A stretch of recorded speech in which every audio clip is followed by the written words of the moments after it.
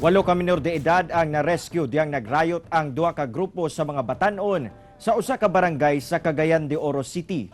Ani ang report.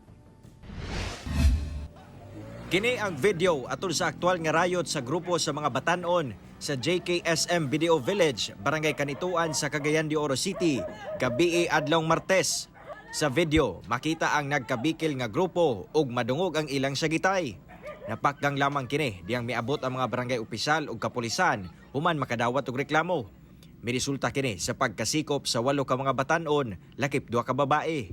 Dining dalana giingon nga nahitabo ang riot sa 2 ka grupo sa mga batanon kung asa kapin 30 ka mga individual ang nalambigit. Gani sumala pa sa barangay adunay usa ka motorista nga naigo pa sa bato nga gipanglabay. Maayo na lamang sa ilang pagresponde, nabuwag dayon ang maong grupo. Among gipatawag ng ilang mga ginikanan aron sa pag-safety sa mga bata. So nakuha na mo tayong ilang mga ginikanan pagtawagan antod nga giabotin ang mga ginikanan. Human na pasabot sa mga ginikanan ang kalapasan nga nahimo sa ilang mga anak, gi-turn over rasab ang mga bata kanila.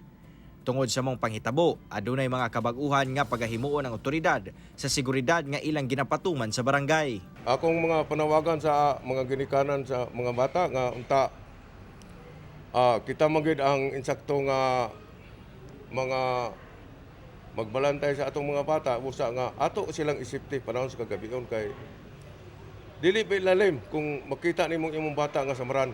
Mas pakusgan usab sa kapulisan ang offline rekisa nga ilang ginahimo o ang pagsita, ingon man pagkapkap sa mga individual nga naglaroy-laroy pa sa kadalanan 10 oras sa kagabion. Pagsugod ng alas 9, kayo sa alas 12, kikisabi sa mga tao ka na mga bars report, mga ilimnan, kung nabay gidala ang mga hinagipan. Kauban si Makoy Sempron sa kamera. Ako, si Cyril Chavez para sa One Mindanao.